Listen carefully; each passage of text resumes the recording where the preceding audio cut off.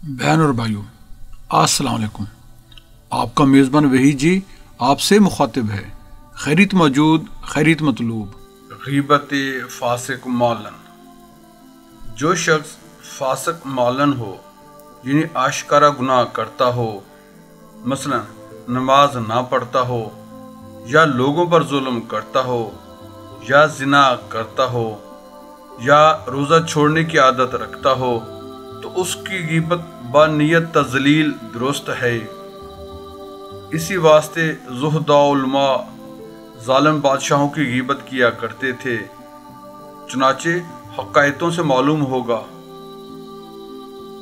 ये सूरत तंज़ील मजालिस, मुंतखबुल नफ़ाइस, रद्दुल मुख्तार, शरह मुस्लिम नूदी, सीरत अहमदिया और तंबीहुल गाफिलीन में है।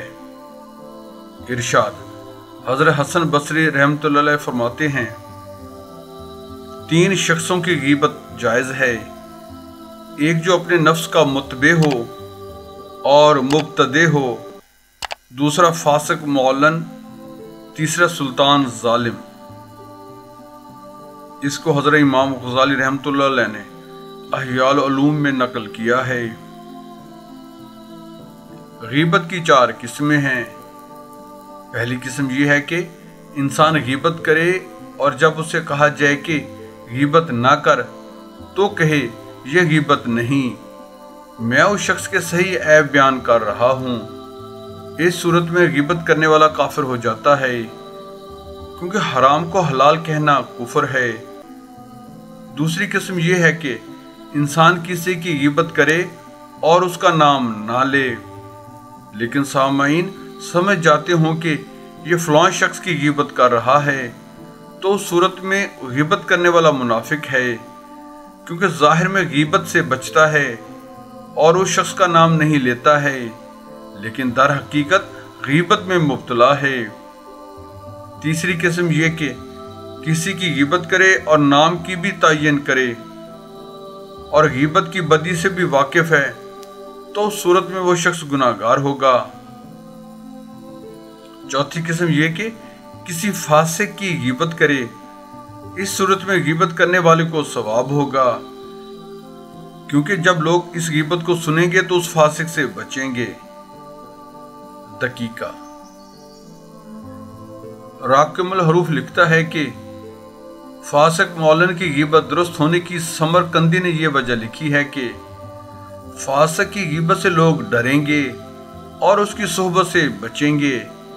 इस वास्ते ये ग़ीबत दुरुस्त है, लेकिन ये वजह ताम नहीं है, क्योंकि ऐसा फासिक मौलन जिसके अहवाल से सब वाकिफ़ हों और उससे डरते हों, उसकी ग़ीबत भी दुरुस्त है। हालांकि इस ग़ीबत से वो फ़ायदा नहीं है, बल्कि फासिक की ग़ीबत दुरुस्त होने की 2 वजह हैं। पहली वजह यह है कि शायद बसबब ग़ीबत के फासिक अपने अमाल से बाज रहे, और जब सुने कि हमको लोग मजलिसों में बुरा कहा करते हैं तो शायद उनको हया आए। इसी वास्ते जो शख्स फासिक हो उसको सलाम करना मकरूह है। चुनाचे ये मसला किताब फ़िक़ह में मौजूद है, ताकि इस फासिक को तंबीह हो और अपने अफ़ाल से नफ़रत हो। दूसरी वजह यह है कि फासिक मौलन की अल्लाह ताला के नज़दीक कुछ इज़्ज़त नहीं है, इसी वास्ते वारिद हुआ है। हदीस मुबारक है, जब कोई शख्स फासिक की तारीफ करे तो अल्लाह ताला उस तारीफ से बहुत खफा होता है और दरे गज़ब जोश में आ जाता है। इसको बहकी ने रवायत किया है। लिहाजा बंदों को भी फासिक की इज्जत नहीं करनी चाहिए, लेकिन शरअ से भी मुतजाज़िब नहीं होना चाहिए, बल्कि इस तरह के शरअ में साबित कदम रहे। इसी वास्ते सहाबा कराम रज़ियल्लाहु अन्हु मुनाफिकीन और काफिरीन की ऐब बयान किया करते थे, और उलमाए हक सलातीन की कुछ इज्जत नहीं समझते थे। वल्लाहु इल्म बिस्सवाब।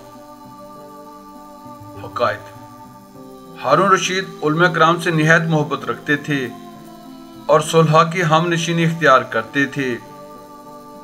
जब हारून खलीफा हुए तो सब उलमा मुबारकबादी देने के लिए आए مگر سفیان بن سعید منظر السوری نہ آئے تو ہارون نے خط سوری کو لکھا اور اس میں یہ مضمون درج کیا کہ اے سفیان، میں نے تم سے دوستی کی تھی، اب تک میں نے الفت کی رسی نہیں توڑی۔ اگر میں سلطان نہ ہوتا تو تمہارے پاس آتا، اور جب میں سلطان ہوا سب لوگ میرے پاس آئے مگر تم نہ آئے۔ اے سفیان، میں نے بیت المال کھولا اور سب کو مال دیا، اور میں تمہارا بہت مشتاق ہوں۔ فی الفور تم اس طرف کا قصد کرو اور میرے پاس آؤ۔ فقط ہارون نے یہ خط لکھ کر عباد القانی کو دیا اور سفیان کے پاس کوفہ روانہ کیا۔ جب عباد کوفہ پہنچا اور سفیان کی مسجد سامنے آئی تو ابو سفیان نماز پڑھ رہے تھے۔ عباد نے ہارون کا خط سفیان کے سامنے پھینک دیا۔ جب سفیان نے سلام پھیرا، اس خط کی کچھ عزت نہ کی، ہارون کی سلطنت کی کچھ حقیقت نہ سمجھی۔ لوگوں سے کہا، یہ خط ہارون ظالم کا آیا ہے، میں اس کو ہاتھ نہ لگاؤں گا، اپنے ہاتھ کو اس خط کے چھونے سے خراب نہ کروں گا۔ تم لوگ اس خط کو کھولو اور اس کا مضمون مجھ کو سناؤ۔ لوگوں نے خط کھولا اور اس کا مضمون ان کو سنایا۔ سفیان رحمۃ اللہ علیہ نے کہا، اس کا جواب اسی خط کی پشت پر لکھ دو۔ لوگوں نے کہا، اے سفیان رحمۃ اللہ علیہ، ہارون سلطان ہے، اس کے واسطے خط الگ سے لکھنا بہتر ہے۔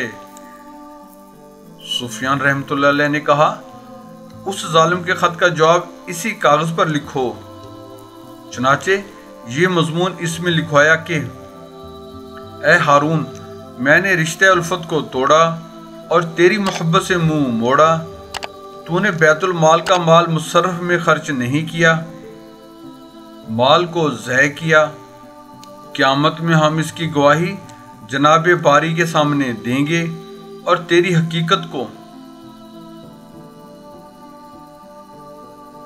کھول دیں گے۔ اے ہارون، تو نے علماء کی صحبت چھوڑی، ایمان کی لذت غارت کی، سلطنت کو تو نے اختیار کیا، وبال عظیم کو اپنی گردن پر لیا۔ اے ہارون، تو تخت پر بیٹھا، ریشمی لباس کا استعمال شروع کیا، ظالم بننا پسند کیا، بلکہ ظالموں کا امام ہوا۔ اے ہارون، تیرا کیا حال ہوگا جب اہل حق تیرے دامن گیر ہوں گے، تیری نیکیاں لیں گے، اپنی بدیاں تجھ کو دیں گے۔ اے ہارون، یہ وصیت یاد رکھ اور خدا سے خوف کر۔ اے ہارون، اب تم مجھ کو خط نہ لکھنا، میری ملاقات کا ہرگز خیال نہ کرنا۔ فقط سفیان نے یہ عبارت ہارون کے خط کی پشت پر لکھوا دی اور عباد نے اس خط کو ہارون تک پہنچایا۔ ہارون کو اس خط کے دیکھنے سے نہایت خوف ہوا اور تا دم واپسی وہ خط ان کے پاس رہا۔ یہ حکایت حضرت امام غزالی رحمۃ اللہ علیہ نے لکھی ہے۔ حکایت ابو دنیا طاؤس نے روایت کیا ہے کہ میں ایک روز حجاز کے پاس بیٹھا تھا کہ ایک شخص نے زور سے لبیک کہا۔ حجاز نے لوگوں کو حکم دیا کہ اس شخص کو حاضر کرو۔ جب وہ شخص آیا، حجاز نے پوچھا، اے شخص، تیرا وطن کہاں ہے؟ اس نے کہا، میرا مسکن یمن معدن ایمان ہے۔ حجاز نے پوچھا کہ اے شخص، یمن کے حاکم محمد بن یوسف کو جو کہ میرا بھائی ہے تو نے کس حال میں چھوڑا؟ اس نے کہا، محمد بن یوسف مرد جسیم تھا، ریشمی کپڑوں کی عادت تھی۔ حجاز نے کہا، اے شخص، میں محمد بن یوسف کے لباس اور بدن اور صورت کا حال نہیں پوچھتا ہوں، بلکہ اس کی خصلتوں کے بارے میں استفسار کرتا ہوں۔ اس شخص نے بلا خوف صاف صاف کہنا شروع کیا، اے حجاز، محمد بن یوسف کی خصلت یہ تھی کہ مسلمانوں پر نہایت ظلم کرتا تھا، اپنے مولا کی مخالفت کرتا تھا، ہم نشینوں کی اطاعت کرتا تھا۔ یہ سن کر حجاز خفا ہوا اور کہنے لگا، اے شخص، کیا تو نہیں جانتا کہ میرے نزدیک محمد بن یوسف کا کیا مرتبہ ہے؟ وہ میرا بھائی ہے۔ تو میرے سامنے کس طرح میرے بھائی کے عیوب بیان کر رہا ہے؟ وہ شخص نے جواب دیا کہ اے حجاز، جتنا مرتبہ تیرے نزدیک تیرے بھائی کا ہے، اس سے زیادہ مرتبہ میرا اللہ کے نزدیک ہے، کیونکہ میں حاجی ہوں اور رسول اللہ صلی اللہ علیہ وآلہ وسلم کا پیرو ہوں۔ جب یہ بے باکانہ کلام حجاج نے سنا تو چپ ہو رہا۔ طاؤس کہتے ہیں جب وہ شخص حجاز کے گھر سے باہر نکلا تو میں بھی اس کے ساتھ ہو لیا اور اس سے کہا، اے شخص، میں تجھ سے دوستی چاہتا ہوں اور مصاحبت کی آرزو رکھتا ہوں۔ اس شخص نے کہا، اے طاؤس، تمہاری بزرگی میرے نزدیک کچھ نہیں ہے، کیونکہ تم ابھی سلطان کے پہلو میں تکیہ لگائے ہوئے بیٹھے ہوئے تھے۔ میں نے کہا، اے شخص، حجاز چونکہ زبردست سلطان تھا اور اس نے مجھ کو طلب کیا، مجبوراً مجھ کو جانا پڑا۔ اس شخص نے کہا، اے طاؤس، تم نے حجاز کو نصیحت کیوں نہیں کی اور اس کو تعلیم کیوں نہیں دی؟ اس کی کیا ضرورت تھی کہ تم بھی اس کے ساتھ تکیہ لگا کر بیٹھے اور آرام لینے لگے؟ یہ حقائق دمیری نے حیات الحیوان میں طاؤس کے ذکر میں بیان کی ہے۔ دقیقہ، فاسق کی غیبت فقط امور دین میں درست ہے، مثلا اس امر کا تذکرہ کرنا کہ وہ شخص نماز کا تارک ہے یا روزہ نہیں رکھتا ہے یا غیبتیں کیا کرتا ہے یا لوگوں کو قتل کرتا ہے یا زنا کرتا ہے وغیرہ، اور فاسق کے بدن کے، لباس کے یا صورت کے عیوب بیان کرنا درست نہیں، کیونکہ یہ اس کے اختیاری اوصاف نہیں ہیں، لہٰذا ان اوصاف میں غیبت کرنے سے کچھ فائدہ نہیں ہے۔ چنانچہ اس کی تصریح نزہۃ المجالس اور سیرت احمدیہ وغیرہ میں ہے۔ دعا ہے اللہ تعالی ہمیں حقوق العباد کے مسائل سمجھنے اور ان پر پوری طرح عمل پیرا ہونے کی توفیق نصیب فرمائے۔ آمین ثم آمین۔ جزاک اللہ۔